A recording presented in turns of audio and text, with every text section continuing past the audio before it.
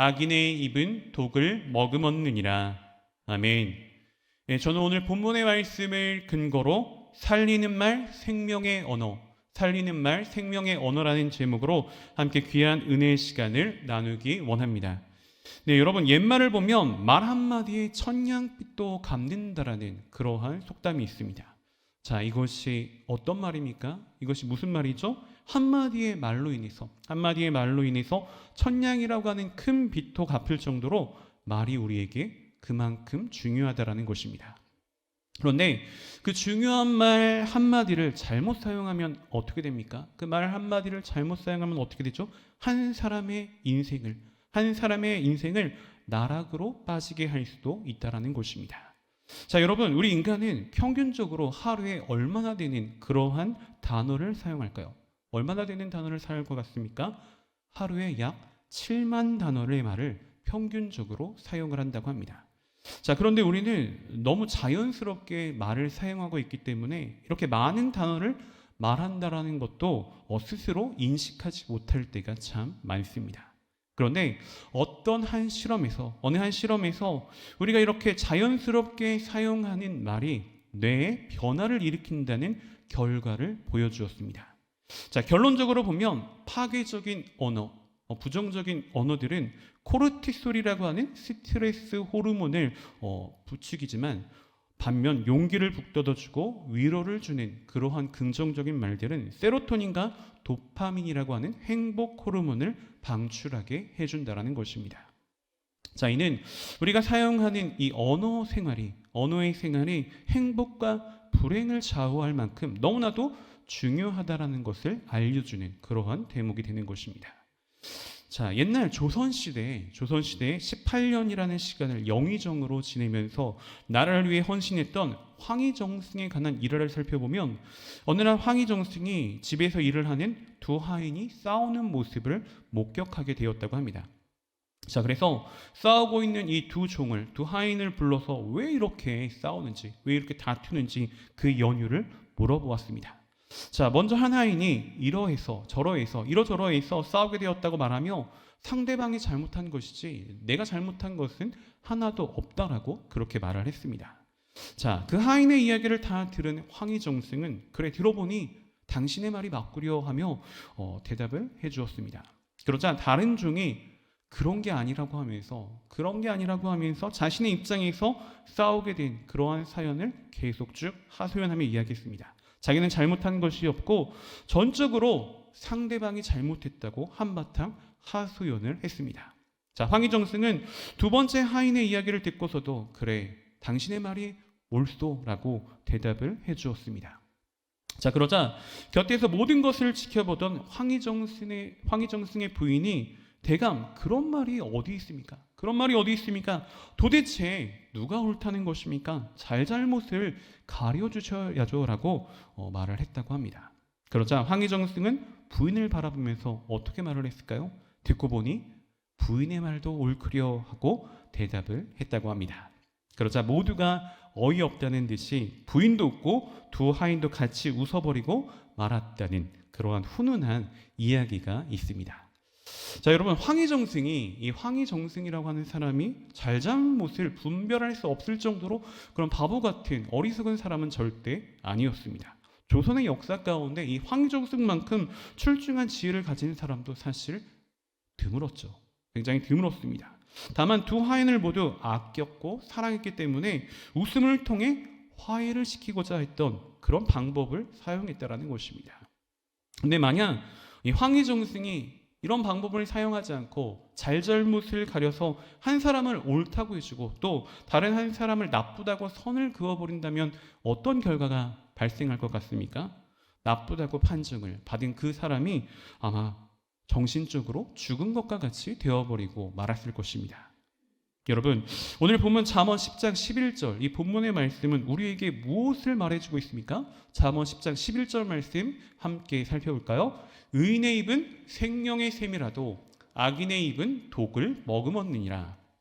여러분, 오늘 우리가 함께 합독한 이 본문의 말씀은 우리의 언어 생활에 있어서 엄청난 교훈을 담고 있습니다.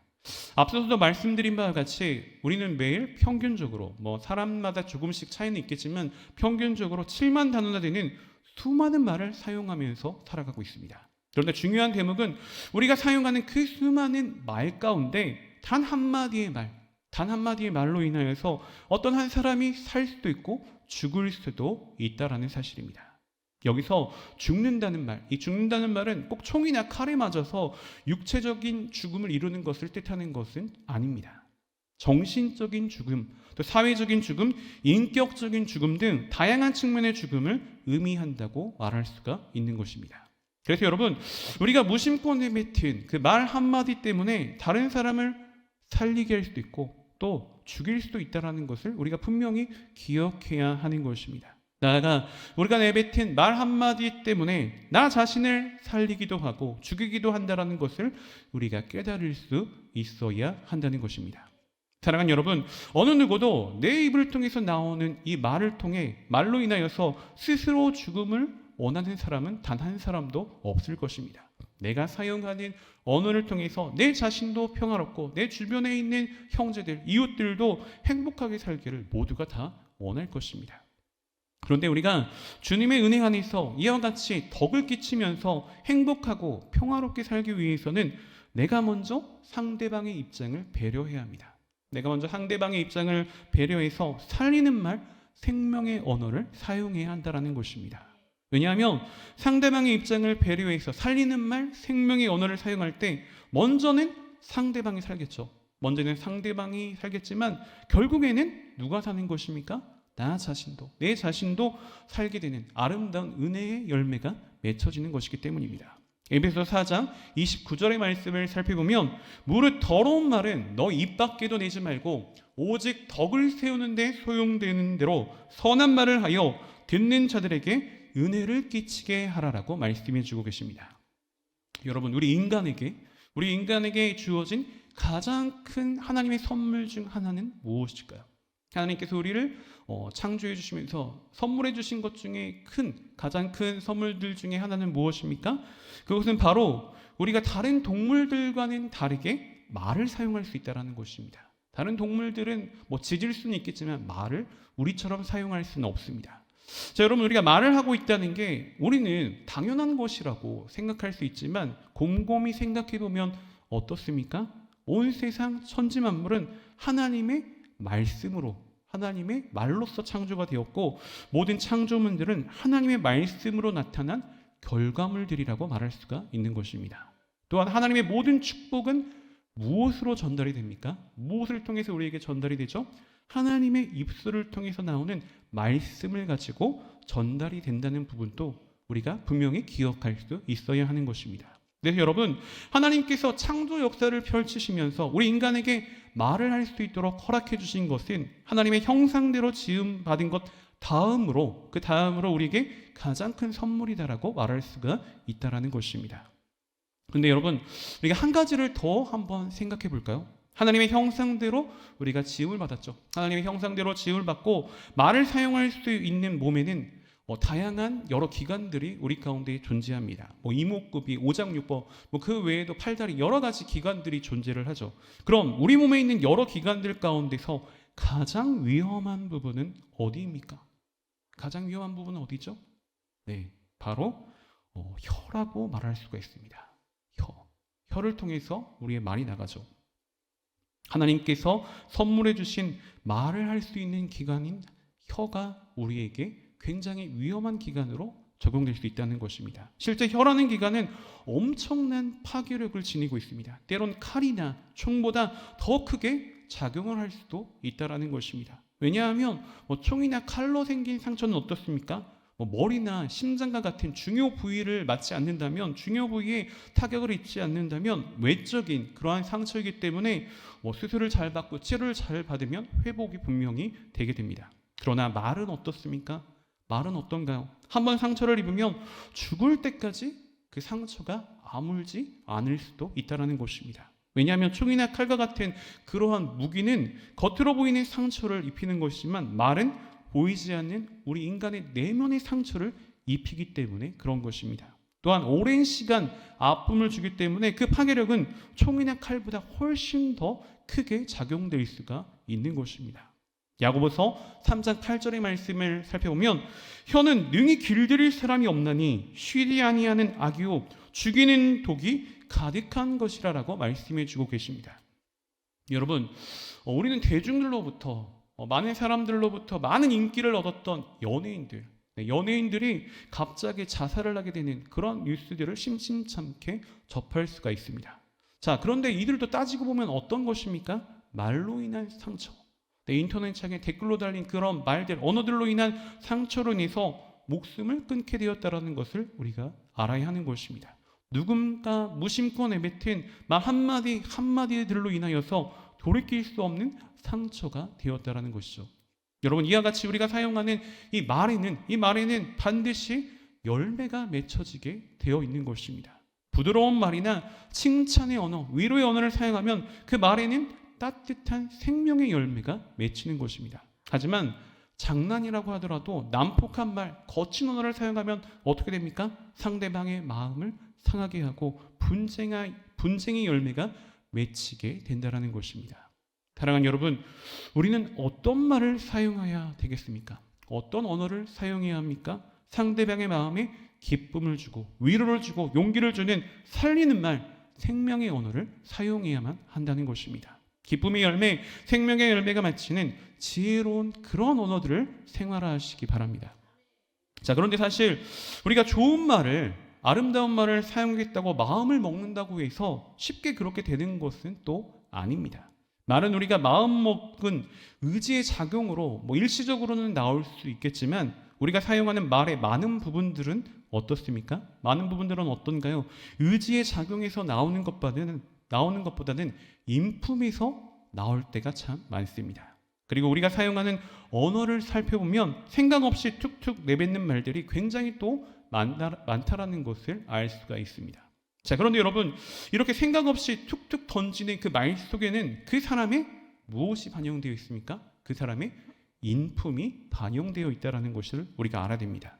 무심코 던지는 말들로 인해 다른 사람에게 씻을 수 없는 상처를 줄 수도 있고 모욕을 줄 수도 있고 또 반대의 경우에는 위로와 용기를 줄 수도 있다는 것입니다. 그래서 우리가 다른 사람을 살리는 생명의 언어, 그런 긍정적인 언어를 사용하기 위해서는 먼저 우리의 인품부터 다듬을 수 있어야 하는 것입니다. 여러분, 사람은 누구든지 자기 안에 무엇이 있느냐에 따라서 그 안에 있는 것들이 말로써 나타나게 됩니다. 말로써 표현되죠. 그래서 선한 말을 하기 위해서는 우리 자신의 속사람을, 우리의 인품을 먼저 선하게 만들어야만 한다는 것입니다. 가만히 있어서 되는 것이 아닙니다. 선한 말을 하기 위해서는 선한 인품을 쌓는 그런 훈련을 해야만 한다는 것이죠. 누가복음 6장 45절의 말씀을 우리가 살펴보면 선한 사람은 마음에 쌓은 선에서 선을 내고 악한 자는 그 쌓은 악에서 악을 내나니 이는 마음에 가득한 것을 입으로 말함이니라 라고 말씀해 주고 계십니다. 다시 말해서 마음이 선한 사람, 마음이 착한 사람이 선한 말, 착한 말을 하는 것이고 마음이 악한 사람은 악한 말을 할 수밖에 없다라는 것입니다. 또 시편 119편 11절의 말씀을 살펴보면 내가 주께 범죄하지 아니하려 하여 주의 말씀을 내 마음에 두었나이다라는 시인의 고백을 우리가 살펴볼 수가 있습니다. 자, 사랑하는 여러분, 우리의 마음속에 하나님의 말씀을 깊이 담아두면 어떨까요?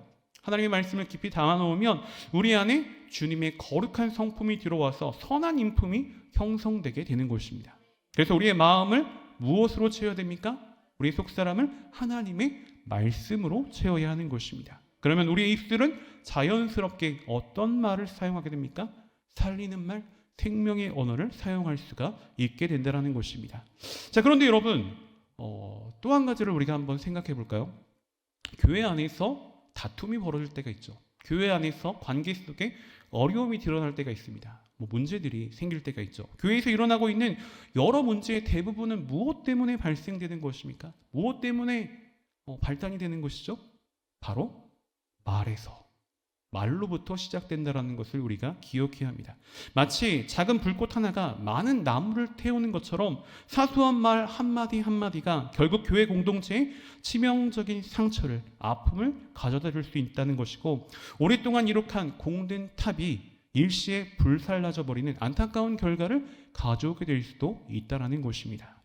여러분, 이처럼 우리의 말에는 엄청난 파워가 있고 또 위험 요소들이 있는 것입니다. 그러다 보니 우리의 한마디 말로 인해서 다른 사람을 행복하게 만들 수도 있고 불행하게 만들 수도 있는 것입니다. 우리의 작은 말 한마디에 따라서 어떤 사람이 신의에 지쳐서 정말로 고난 속에서 신음하는 그런 사람이 살 수도 있는 거고, 잘 나가는 사람도 한마디의 말로 인해서 죽게 될 수가 있다는 것입니다. 그렇기 때문에 다른 사람에게 용기를 주고 희망을 주고 영혼을 살리는 그러한 생명의 언어를 우리는 사용해야 하는 것입니다. 나아가 우리 안에 주님의 말씀을 품고 항상 주님 앞에서 말하고 있음을 우리가 기억해야 하는 것입니다.